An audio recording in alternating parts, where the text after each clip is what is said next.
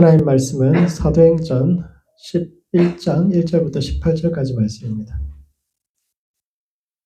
신약 사도행전 11장 1절부터 18절까지 말씀을 한 절씩 교독하시겠습니다. 제가 먼저 읽겠습니다. 유대에 있는 사도들과 형제들이 이방인들도 하나님의 말씀을 받았다함을 들었더니 베드로가 예루살렘에 올랐을 때 할례자들이 비난하여 이르되 내가 무할례자의 집에 들어가 함께 먹었다 하니 베드로가 그들에게 이 일을 차례로 설명하여 이르되 내가 욥바시에서 기도할 때 황홀한 중에 환상을 보니 큰 보자기 같은 그릇이 내 귀에 메어 하늘로부터 내려 내 앞에까지 드리워지거늘 이것을 주목하여 보니 땅에 네발가진 것과 들짐승 것, 기는 것과 공중에 나는 것들이 보이더라.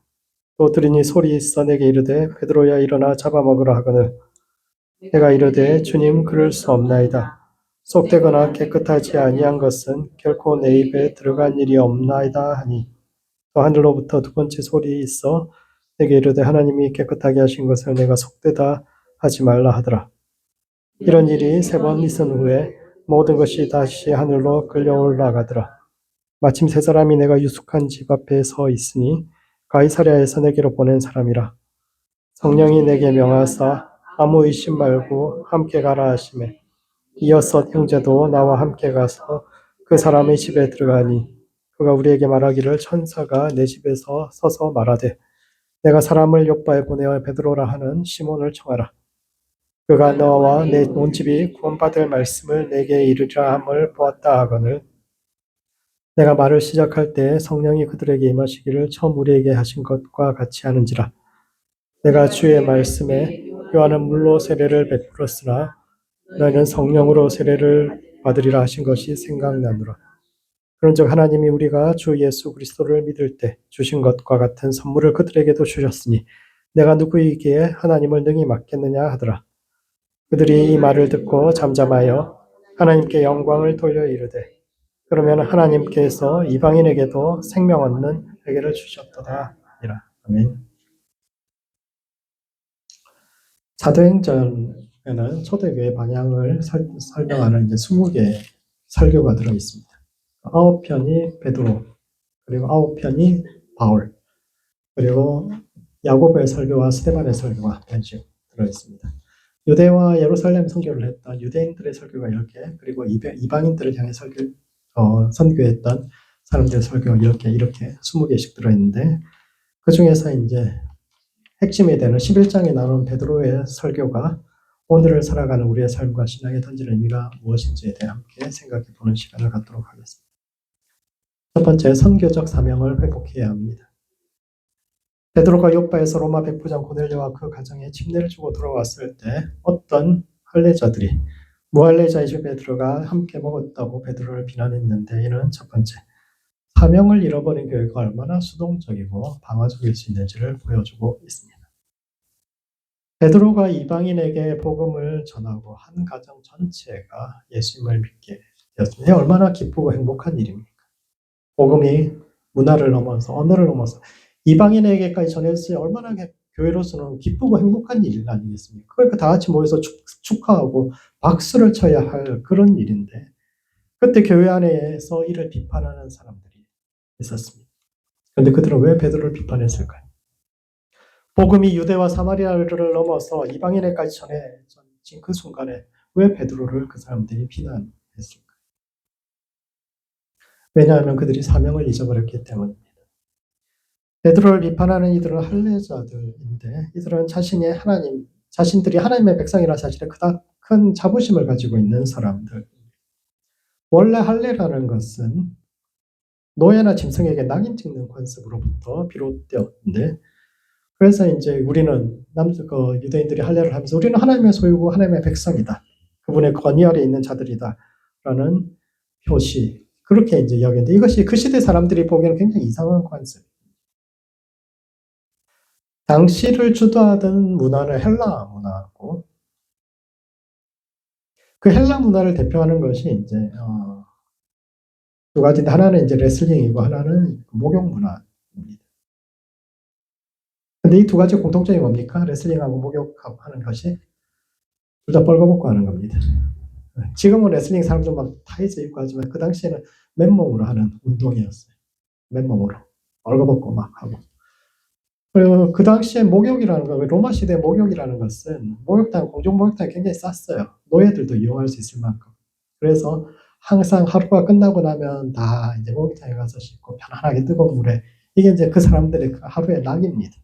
그래서 다 같이 이제 목욕탕에 가면은 사람들 많이 만날 수 있는데, 그때 이방인들이 유대인들 딱 보면은 이제 벌거벗고 앉아서 딱 보면 이제 할례하는 표시가 나잖아요. 그러면 그 사람들이 유대인들한테 그렇게 이야기하는 거죠. 아니, 너희는 스스로 운명을, 그 헬라 문화의 핵심이 자유잖아요. 그 시대 헬라 문화라는 것이 인간은 자유로운 존재다, 이런 건데, 유대인들은 스스로 운명을 개척할 생각을 하지 않고 그렇게 노예의 윤리를, 종의 윤리를 가지고 살아가기 때문에 너네가 그 모양 그 꼴로 사는 거예요. 따라서 그 문화를 버리고 우리처럼 자유로운 존재로 살아야 자기 운명을 개척해야 독립도 하고 나라도 부강하게 하고 너희가 잘 살 수 있는 건데, 너네가 그 모양 그 꼴로 사니까 그렇게 이렇게 힘들게 사는 거다, 이런 이야기를 듣는 겁니다. 그들이 살아가던 시대는 자신의 자유와 이기심을 따라 살아가는 사람들이 성공하던 시대요. 심지어 자식들도 그런 세상을 동경해서 따라가던 시대. 유대인들 안에도 어른들은 우리가 하나님의 백성이다, 이것을 굉장히 자유롭게 자랑스럽게 생각하고 우리가 하나님의 종으로서 살아야 한다, 이렇게 생각을 했지만, 젊은 애들 가운데 아니 그렇게 하나님의 종으로 살았던 부모들이 그렇게 세상에서 성공적인 삶을 살지 못했어요. 그렇지 않습니까?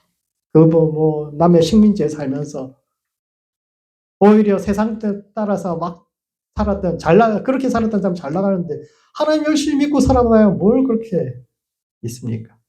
그래서 그 시대에도 세대 갈등이 굉장히 심합니다. 나이 든 사람들은 신앙과 전통을 지키고자 노력하는 반면 젊은 사람들은 유대 문화 부끄러워합니다. 이방인들하고 막 가서 체육하고 또 목욕하고 그러면 막 부끄러워하죠. 하나님을 믿는 자기 부모들이 대단치 않기 때문에. 그러니까 그런 입장이다 보니까 교회도 굉장히 방어적이 되는 겁니다.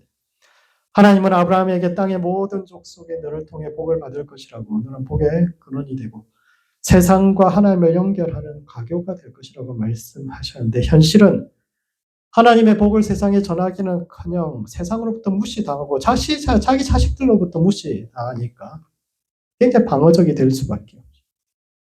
그래서 그러다 보니까 할례 받지 않은 이방인들과 식사하는 것도, 세상 사람들과 식사하는 것, 그것이 마치 신앙을 타협하는 것처럼, 세상과 거리를 두는 것이 오히려 순수한 신앙을 지키는 것처럼 세상과 교회를 대립적인 존재로 보았는데, 이것이 사명을 잃어버린 교회의 특징입니다. 그래서 신앙의 순수성을 이야기하는 시대가 굉장히 교회가 위기에 처한 시대예요. 정말 우리가 이 신앙의 순수성을 지켜야 하는데, 과연 이 메시지가 어떤 자기 연민, 세상으로부터 우리가 실패하고 패배하고 있다는 자기 연민으로부터 나오는 것인지, 아니면 정말 우리가 하나님 앞에 돌아가서 우리를 새롭게 하고 신앙을 새롭게 하자는 정말 참된 신앙을 찾고자 하는 운동인지에 대해서 굉장히 주의해서 바라볼 필요가 있습니다.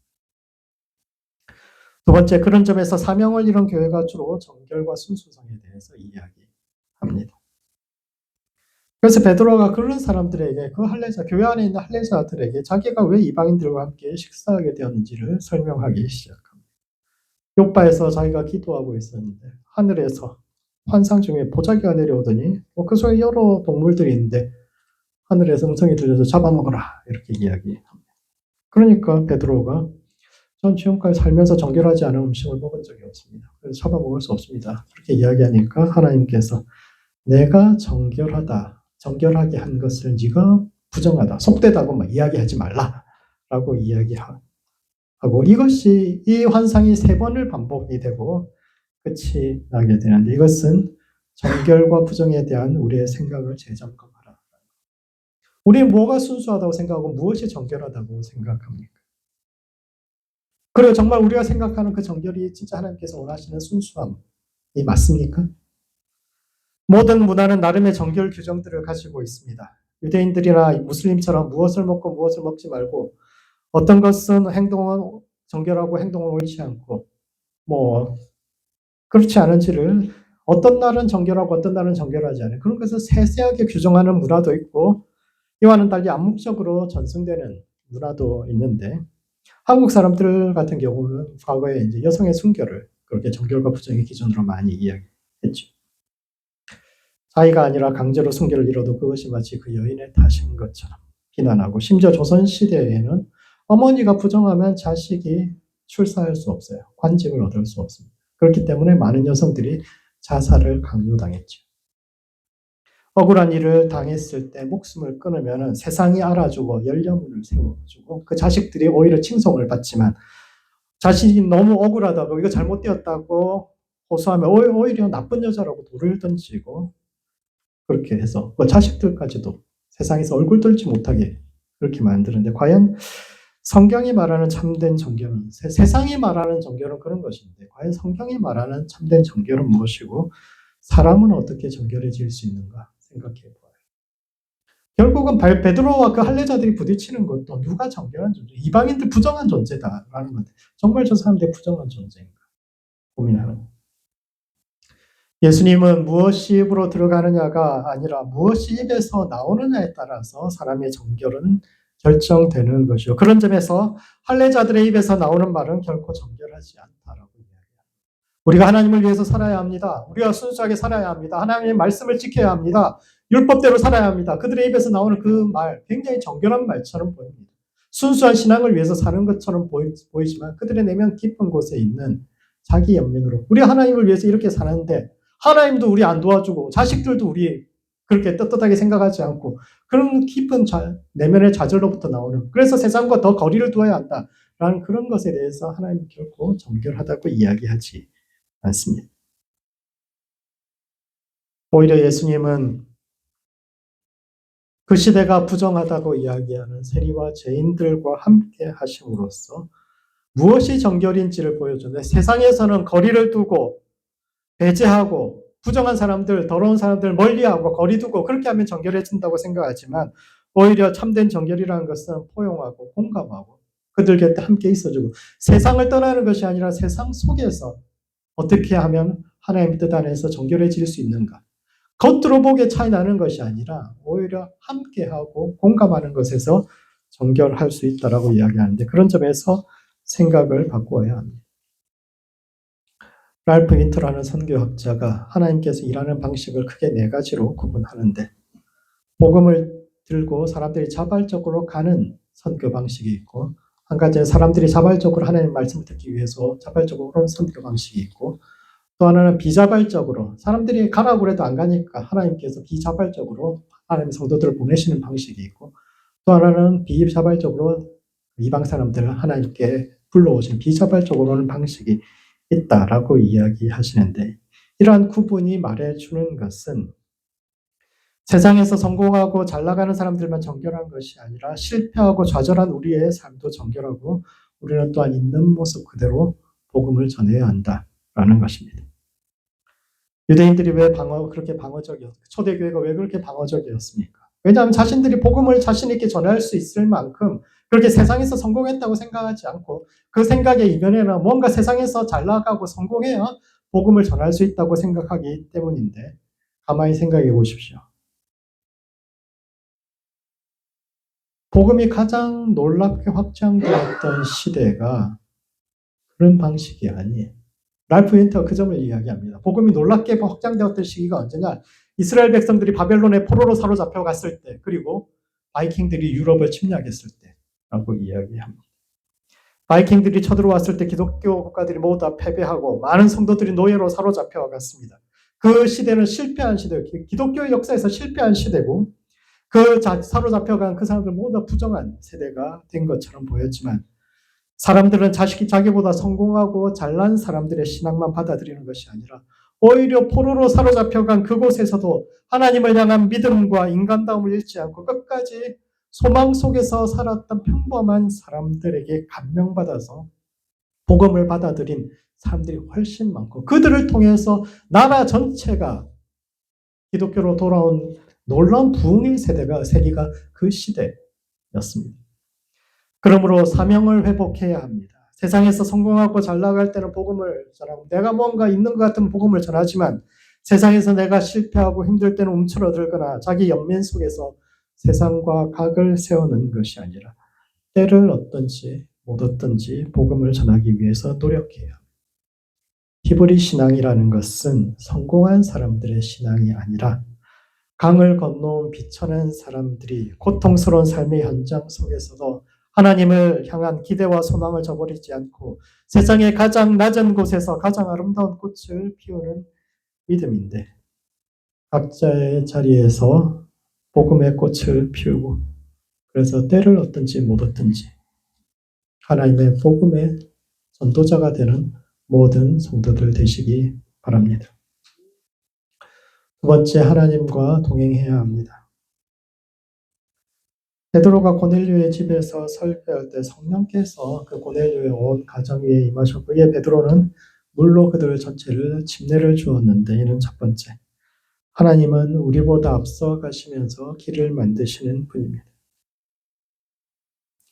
요파에서 베드로가 이제 기도하다가 고넬료가 보낸 사람들을 만나게 됩니다. 이방인 로마 군인이었죠. 로마 백부장이었죠. 고넬료가. 어느 날 이 사람 기도하고 있는데 하나님께서 요파의 무두장이 집 시몬이라는 사람의 집에 이제 베드로라는 사람이 머물고 있습니다. 가서 그 사람 데려오라고.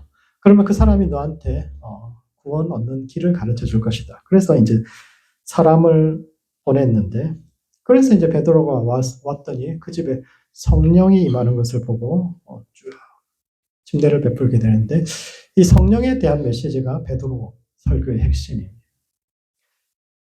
사도행전에 베드로의 설교가 이제 9번 나오는데 그 전체를 꿰뚫는 가장 중요한 설교가 이제 첫 번째 설교이죠. 오순절날 마가의 다락방에서 성령이 임하셨을 때 베드로가 했던 그 첫 번째 설교가 가장 중요한 설교이고 이 설교와 함께 연결이 되는 설교인데 그때 베드로가 성령의 임재가 어떤 것인지를 두 가지로 설명합니다. 먼저 첫 번째, 성령의 임재는 바벨의 시대가 끝나고 새로운 시대가 시작되었다라는 것을 의미한다고 이야기합니다. 원래 바벨이라는 것은 바벨탑이라는 것은 인류의 가장 큰 비극을 상징합니다. 그것은 뭐 과거에 있었던 사건이 아니라 지금 현대 문화를 이제 그렇게 표현하는 것이기도 하죠. 사람들은 더 높은 탑과 성을 쌓아서 한쪽으로는 하늘에 이르자. 자, 우리가 저 높은 곳까지 올라가 보자. 아무도 안 가본, 누구도 가보지 않았던 새로운 시대를 열어보자라는 비전을 던지면서 다른 한쪽에서는 이걸 하지 않으면은 우리가 경쟁에서 뒤처지면은 우리는 실패하고 패배자가 되어서 온 땅에 이름 없이 흩어져 버리게 될 것이다. 이렇게 백성들을 위협하면서 사람이 사람을 억압하고 부리는 구조를 정당화한 시대의 결론이 언어와 말이 혼잡해 달라진 것이고 이를 통해서 말이 서로 달라지니까 소통에 단절이 오고 서로를 이해할 수 없는 사이에서 사람들 사이에서 끊임없는 갈등과 전쟁이 시작된다라는 겁니다. 나라와 나라가 민족과 민족이 부자와 가난한 자와 남자와 여자가 기성세대와 젊은 세대가 끊임없이 서로를 대적해서 일어나고 있는 싸우고 있는 이런 비극은 모두 바벨에서 시작된 것인데 그래서 인류 역사는 끊임없는 다툼의 시대인데 성령의 임재는 그 나뉘었던 언어가 다시 통합된다는 것이요 이는 소통의 단절을 딛고 완전한 일치와 평화의 시대 누구도 생각지도 못했던 평화의 시대가 열릴 것이다. 새로운 시대가 열리고 있다라는 것이고 뿐만 아니라 성령은 사람의 영혼을 변화시킨다. 인간의 영혼 깊은 곳으로부터 변화시키는 것이다. 이야기하죠. 이스라엘의 초기 예언자들은 자신들의 사명이 하나님의 백성을 깨운다라고 믿었습니다. 자기들이 하나님의 말씀을 전하면 백성들이 그 말씀을 받아서 돌아올 것이다라고 생각했어요. 히브리어에서 회개하라라는 그 말이 슈브, 돌아오라. 이스라엘 예언자들의 가장 중요한 메시지가 돌아오라는 거죠. 그렇게 자기들이 외치면 돌아올 줄 아는데 결론적으로 돌아오지 않았어요. 그래서 후기 예언자들은 파국은 피할 수 없는 것이고 사람이 새롭게 되는 길은 오직 성령이 임하는 길밖에 없다라고 생각했습니다. 태초에 하나님께서 흙으로 사람을 지으시고 그 위에 당신의 숨결을 불어 넣어 주셔서 사람이 이제 영을 가진 존재가 되었는데 이 시대는 하나님의 영이 세대를 거듭하면서 거의 영이 조금씩 휘발되어서 사라져가다가 이제는 더 이상 사람이 거의 영이 사라져버린 그런 시대가 되었기 때문에 하나님이 영이 새롭게 부어져야 사람이 새롭게 되고 그들이 하나님께 돌아올 수 있는데 이와 같이 오순절 성령 강림은 사람의 영이 다시 한번 인류에게 하나님의 영이 부어지는 새로운 시대가 시작되었다는 것이요. 고넬료의 집에 이방인들에게 그 성령이 임했다라는 것은 그 하나님의 은혜가 유대인들뿐만 아니라 온 세상에 임하기 시작했다. 우리는 새로운 시대의 여명 위에 서 있다. 이제 하나님의 영이 역사하는 사람을 새롭게 하고 시대를 새롭게 하는 그런 시대가 열리고 있다라는 것을 베드로가 이야기했죠. 두 번째, 종말은 기다리는 것이 아니라 함께 여기서부터 만들어 가야 하는 것입니다. 오순절 마가의 다락방에서 성령이 임했을 때 베드로는 이것은 요엘 선지자가 이미 예언했던 그 예언이 이루어진 것이라고 말합니다. 그 후에 내가 내 신을 만민에게 부어주리니 너희 자녀들이 장래일을 말할 것이며 너희 늙은이는 꿈을 꿀고 너희 젊은이는 이상을 볼 것이라는 그 말씀이 성취되었다라고 사람들에게 선포했는데 이 메시지를 들었던 그 시대 사람들의 반응은 비웃음입니다.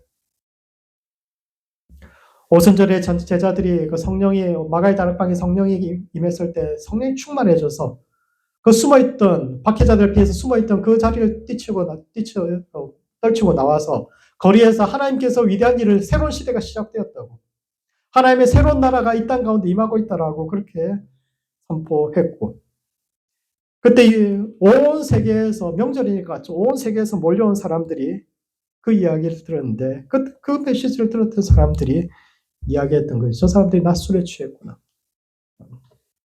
저 사람들이 술에 취해가지고 엉뚱한 소리하고 그렇게 얘기해요. 왜 사람들이 그렇게 반응했을까요? 오순절날 마가의 다락방에 성령이 임했을 때 나타났던 중요한 현상 중에 하나가 이제 방언입니다. 초대교회에서 가장 중요한 성령의 현상가 방언이에요. 방언이라는 것은 뭐냐면 지금 우리의 방언은 사람들이 방언한다고 이야기할 때 그 사람이 무슨 말을 하는지 다른 사람이 못 알아듣잖아요. 그런데 초대교회의 그 방언은 다른 사람들이 저 사람이 무슨 말을 하는지 알아들을 수 있었어요. 외국어로 기도했습니다. 외국어로 말했습니다. 외국어로 기도하고 외국어로 말하는 그것이 방언입니다. 명절에 예루살렘에서 올라온 사람들이 세계 여러 나라에서 왔어요.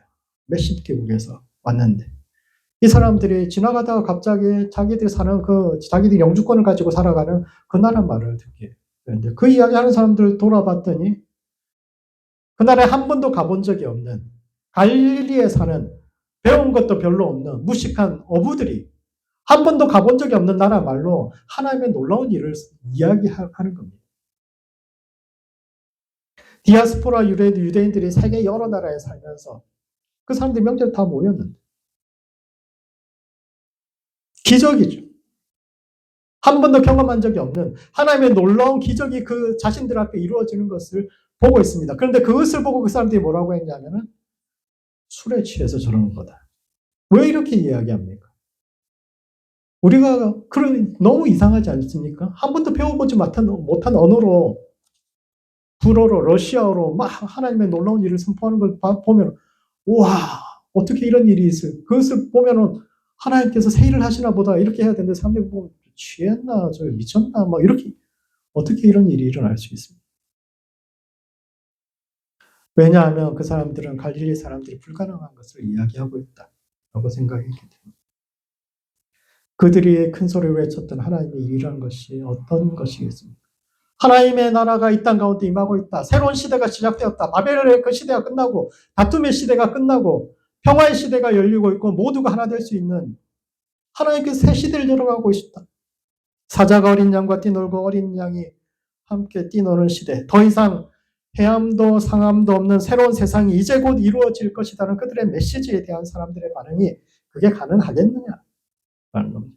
아무리 성경에 그런 말씀이 기록되어 있어도 성령이 임해서 사람들이 방언을 하고 기적이 우리 눈앞에 일어나도 그것과 새로운 세상이 정말 일어날 수 있겠느냐. 반응하지 않는 거죠. 하나님께서 방향을 보여주고 그 일이 시작되고 있음을 보여줘도 사람들이 반응하지 않습니다. 그게 가능하겠어라고 이야기합니다.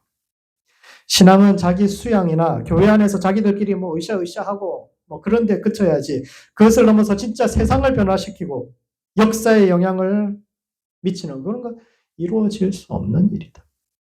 그리고 그렇게 주장하는 사람들은 모두 다 술에 취한 자들이며 제정신이 박힌 사람들이란 도저히 그것이 이루어질 것이라고 믿는 사람은 그건 제정신이 아니다 라고 했는데, 성령의 사람들은 그것이 가능하다고 믿는 사람.